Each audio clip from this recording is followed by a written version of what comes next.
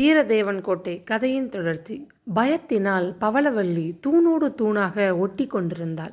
பின்கட்டின் இறுதியில் எரிந்து கொண்டிருந்த விடிவிளக்கின் மங்கிய ஒளியில் முற்றத்தின் மீது நீண்டதொரு நிழல் படிந்தது. அந்நிழலில் நின்று உருவத்தை ஊகிக்க முடியவில்லை.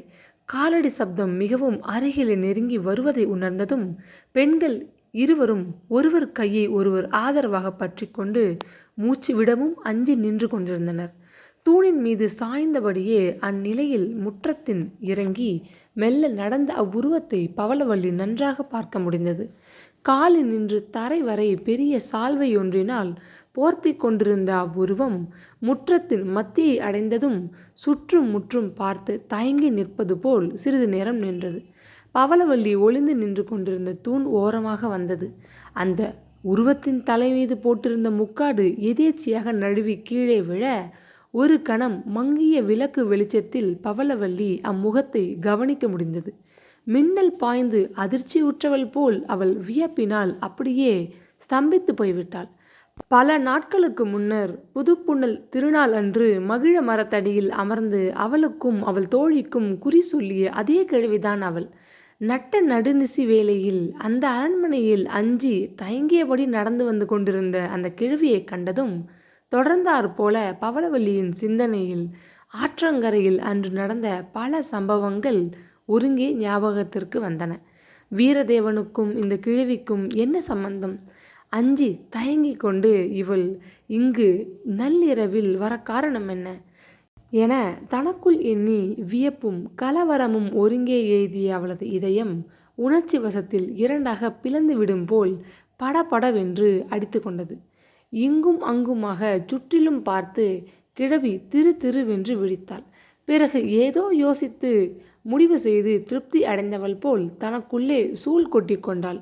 இடுப்பில் சொருகி வைத்திருந்த ஒரு சிறு துணிப்பையை எடுத்து திறந்து கையை விட்டு துழாவினாள். அவளது கண்களில் பேராசை பொங்கி வழிவதை பவளவல்லி கண்ணுற்று ஆச்சரியத்துடன் அவளையே பார்த்து கொண்டிருந்தாள்.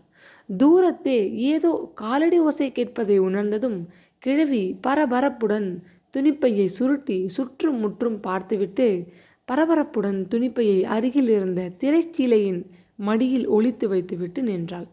அங்கே மெல்ல நடந்து வந்த பணிப்பெண் ஒருத்தி கிழவியின் அருகில் வந்ததும் தாழ்ந்த குரலில், ராணியார் காத்திருக்கிறார்கள், சீக்கிரமாக இப்படி வா என்று கூறினாள்.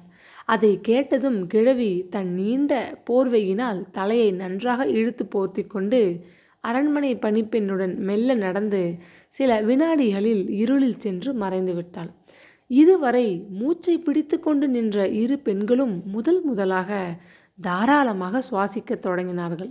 இப்பொழுது நாம் சட்டென வெளியேற முடியாது, ராணியார் விழித்து கொண்டிருக்கிறார்கள் போல இருக்கிறதே என்று இரகசியமாக பகிர்ந்த தோழிப்பெண்ணின் உடல் பயத்தால் நடுங்கியது. பவளவல்லி தன்னை பற்றி அது சமயம் ஏதும் சிந்திக்கவில்லை.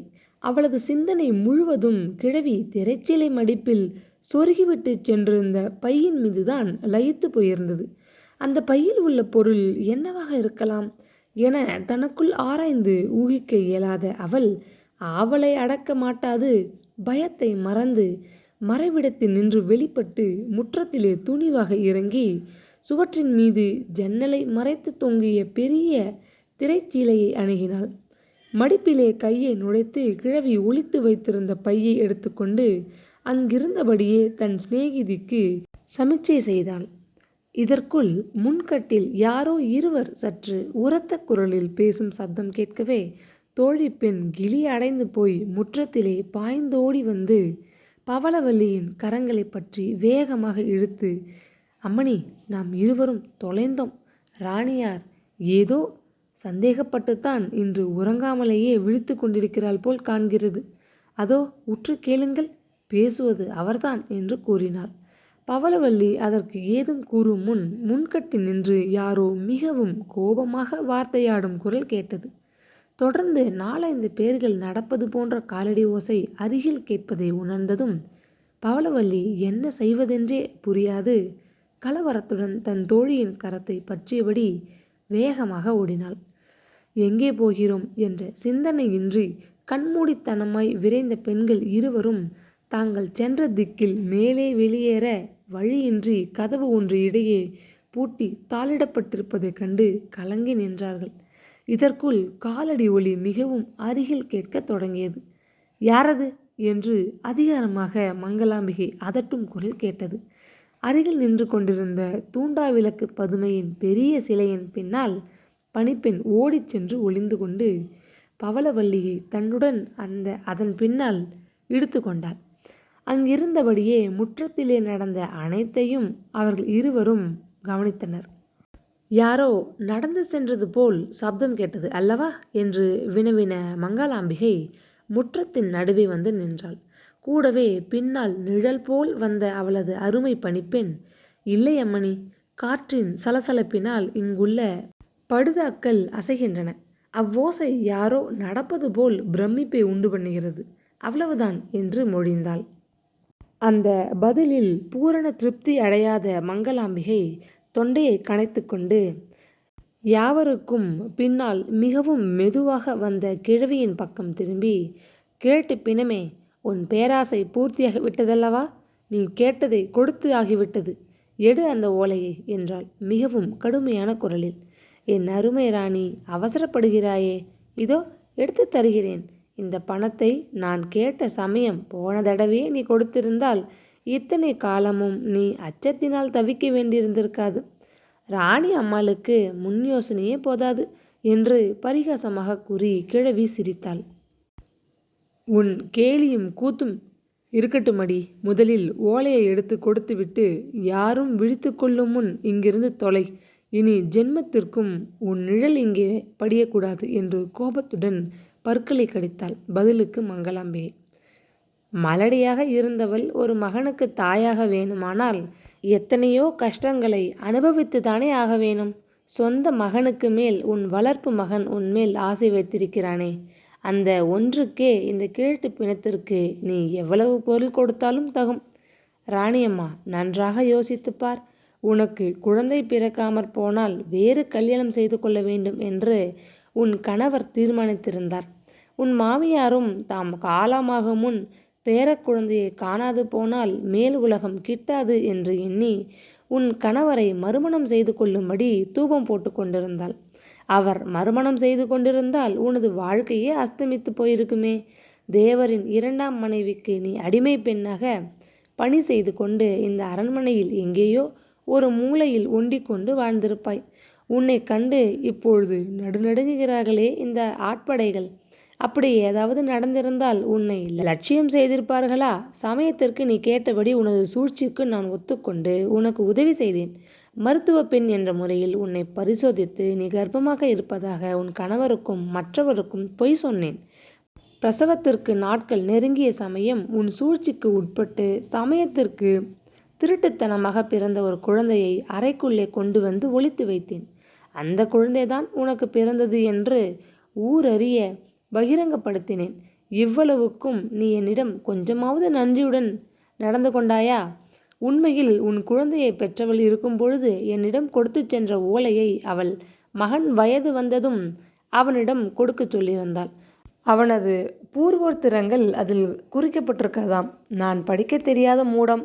அந்த ஓலையை உன் மகனிடம் கொடுத்தால் ஏதாவது வெகுமதி கொடுப்பான் என்று எண்ணினேன். அதை உன்னிடம் பிரஸ்தாபித்த போது பணம் தருவதாக சொல்லி என்னை இங்கு வரச் சொல்லி பல முறை வீணாக விவாதித்து அனுப்பினாய் என்றால் கிழவி மூச்சு விடாது. சே பிசாசே, வாயை மூடு. அந்த பழைய புராணத்தை பற்றி உன்னை இப்பொழுது யாரும் கேட்கவில்லை. என் மகனிடம் உண்மையை கூறுவதாக சொல்லி என்னை இதுகாரும் பயமுறுத்தி வந்தாய். உன் வாயை அடைக்க நீ கேட்ட தொகையை இன்றுதான் கொடுத்து விட்டேனே. இனியும் ஏன் தொணக்கிறாய்? எங்கே அந்த ஓலை? இடு சீக்கிரம் என்று மங்களாம்பிகை கூறினாள். ஆக்க பொறுத்தவள் ஆற பொறுக்க மாட்டேன் என்கிறாயே. இதோ அந்த ஓலையை தருகிறேன் என்று கூறி சிரித்த கிழவி திரைச்சீலை அருகே நெருங்கி அதன் மடிப்பிற்குள் கையை விட்டாள். அவள் முகம் கலவரத்திலே பிரேதத்தை போன்று மிகவும் பயங்கரமாக மாறியது. என்னடி நாடகம் போடுகிறாய் கிழட்டு பிணமே? என்னை ஏமாற்றவா பார்க்கிறாய் என்று கோபத்துடன் சீறிய மங்களாம்பிகை ஒரே பாய்ச்சலில் அவளை நெருங்கினாள். இல்லை ராணி அம்மா, உண்மையாக ஓலையை கொண்ட துணிப்பையை இங்கேதான் வைத்தேன். அதற்குள் அதை காணவில்லை. மாயமாக எங்கே மறைந்து போய்விடும் என்று கிழவி மெல்லிய குரலில் நடுங்கியபடி கூறினாள். பொய் சொல்லுகிறாய். ஏன் இந்த நாடகம்? அடி கிழட்டு பிசாசே, உன்னை நான் நன்கு அறிவேன். நட்ட நடு நிசியில் வந்து என்னிடம் வேடிக்கை செய்து விளையாடுகிறாயா என்று கோபத்துடன் வினவிய மங்களாம்பிகை ஒரே எட்டில் பாய்ந்து கிழவியின் கழுத்தை இரு கரங்களாலும் பற்றி நெருக்கினாள். ராணியம்மா, ராணியம்மா என்று குளறிய கிழவியின் குரல் கொர கொரவென்று ஒலிப்பதைக் கண்ட பவளவல்லி அச்சத்துடன் பணிப்பெண்ணின் கையை இறுக்க பற்றி கொண்டாள். அந்த காட்சியைக் கண்டு அவள் உடல் முழுவதும் வியர்த்து விட்டது. பணிப்பெண்ணோ காற்றில் அடிப்பட்ட இயற்கை போல் நடுங்கிக் கொண்டு நின்றாள். கேட்டு பிணமே, இனிமேல் உன் ஜாலம் என்னிடம் பலிக்காது என்று உரிமைய மங்களாம்பிகை தன் கரங்களை தளர்த்தினாள். அவளது இரும்பு பிடியிலே திணறிக் கொண்டிருந்த கிழவியின் உடல் தொடர்ந்து தடால் என்று பூமியில் சுருண்டு விழுந்ததைக் கண்டதும் மங்களாம்பிகை உட்பட அனைவரும் திடுக்கிட்டு போனார்கள்.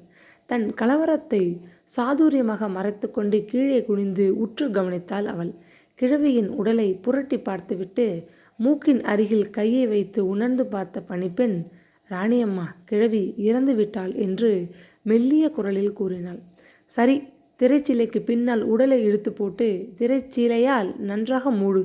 மேலே செய்ய வேண்டியதை பிறகு யோசிப்போம் என்று சிறிதும் கலங்காது பதிலளித்த மங்களாம்பிகை கிழவியின் உயிரற்ற உடலை சில வினாடிகள் கூர்ந்து பார்த்துவிட்டு, ராட்சசி, இனி என்னை வந்து அடிக்கடி பயமுறுத்த மாட்டாய் அல்லவா? பிசாசே, உன் ஆர்ப்பாட்டம் இன்றோடு ஒழிந்தது என்று முணுமுணுத்துவிட்டு வெறுப்புடன் கிழவியின் சடலத்தை தன் காலால் ஒரு முறை உதைத்து தள்ளினாள். அவள் உத்தரவுப்படியே பணிப்பெண் கிழவியின் உடலை இழுத்து திரைச்சிலைக்கு பின்னால் தள்ளி சீலையால் மூடி மறைத்தாள். தாங்கள் செய்த காரியத்தை யாரும் கவனிக்கவில்லை என்று நிச்சயித்த பின்பு மங்களாம்பிகை முன்கட்டின் பக்கம் திரும்பிச் சென்றாள். பணிப்பெண் அவளை பின்தொடர்ந்தாள். முகத்திலே ஆறாக வடிந்த வியர்வையை துடைத்து கொண்டு பவளவல்லி தன் தோழியை திரும்பி பார்த்தாள். அம்மா, இனி இங்கே தாமதித்தால் கிழவியின் கதிதான் நமக்கும் என்று ஆச்சரியத்துடன் எச்சரித்த பணிப்பெண் அவளது கரத்தை பற்றி வேகமாக இழுத்து கொண்டு தோட்டத்திற்குள் ஓடினாள். முன்கூட்டியே ஏற்பாடு செய்தபடி தோட்டத்தை அவர்கள் இருவரும் சுலபமாக கடந்து வெளியே வந்து சேர்ந்தனர். வெளியே தயாராக காத்திருந்த வண்டிக்குள் பவளவல்லியை ஏற்றிய பிறகு தோட்டத்திற்குள் திரும்பி இருளில் மறைந்து விட்டாள். அதுவரை உதவி செய்த பணிப்பெண். பொழுது விடியும் நேரம் வண்டி கொள்ளிடக்கரையை அடைந்துவிட்டது. தான் ஏற்பாடு செய்திருந்த பரிசலை அங்கு காணாது போகவே இருளப்பன் கவலை அடைந்து போய் அதை விசாரித்து வர பவளவல்லியையும் வண்டிக்காரரையும் தனியே விட்டுவிட்டு கொள்ளிடத்து சாலைக்குள் சென்றான். பவளவல்லியினால் ஆவலை அடக்க முடியவில்லை. மடியில் இருந்த பையை எடுத்து அதை அவிழ்த்து உள்ளிருந்த அந்த ஓலையை எடுத்தாள். சப்ஸ்கிரைப் பண்ணாமல் வீடியோ பார்த்துட்டு இருந்தீங்கன்னா ப்ளீஸ் கொஞ்சம் சப்ஸ்கிரைப் பண்ணிவிடுங்க. தேங்க்யூ.